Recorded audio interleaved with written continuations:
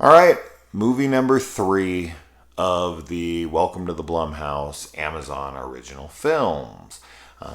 This one stars Barbara Hershey and Bruce Davidson. And the synopsis, as I'm going to read it right off my TV here, since I have it up. After suffering a mild stroke, Judith Albright reluctantly moves into a historic nursing home where she becomes convinced a supernatural force is killing the residents. I saw the trailer to this, and I was like, okay, this is going to be pretty generic. But I did like that it is an all elderly cast for the most part. I am a fan of that. In fact, one of the people that's in this is the woman that plays Deborah Logan in The Taking of Deborah Logan. So it was cool to see as well. So overall, this film is generic and kind of whatever. It's okay-ish, I guess. I liked the relationship between Barbara Hershey's character here, Judith Albright, and her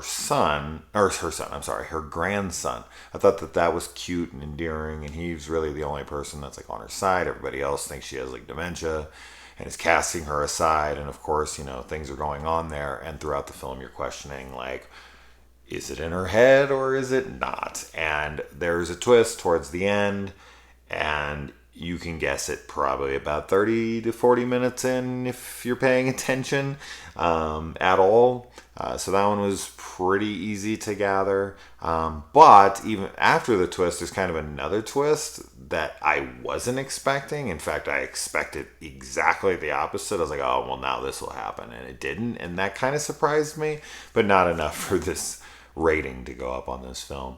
One thing I definitely have a question with this film is how the fuck people are getting in and out of the manor so easily when this is supposed to be like some lockdown assisted living facility, which also, by the way, takes place in the house from House 2. I saw that in the trailer and I was like, is that the fucking house from House 2? And yes, it sure as shit is. It's so cool to see in another movie. House 2, the second story, is one of my favorite horror comedies of all time. I've watched it an immense amount of times, and seeing it used in another film was really, really cool. So kudos to them for using House 2. But that being said, the film is really just kind of whatever. It's somebody seeing something that no one believes is there. She's trying to crack the mystery along with the help of people who are questioning her sanity the entire time. And everyone's kind of against her, except for her grandson. And it's just funny to me though. Like, she gets out of the house, he gets in the house like after hours, and it's like, aren't any of these doors locked? Isn't anything like, they explain this to a degree, but it just seems so funny, like how they can run in and out of that place so easily without anybody hearing them, waking nothing. But yeah, it's the acting is good. I think the acting is pretty good from everybody for the most part.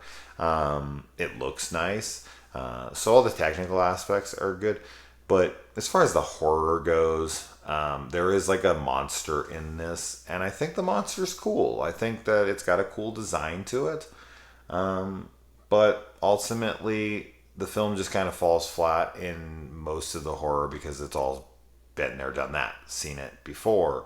But the things that this movie has going for it is the elderly cast, the look of the monster, and the like last twist that I didn't see coming. But outside of that, I don't know. It's short. It's only 82 minutes long, and it's probably really realistically only like 72 minutes long, or 75 minutes long. But it can drag, and that's not good for a short movie. It's totally okay, and to me, that's not a recommendation. If you're a completist with this, like I am, I'll be watching Mod Race tomorrow at some point.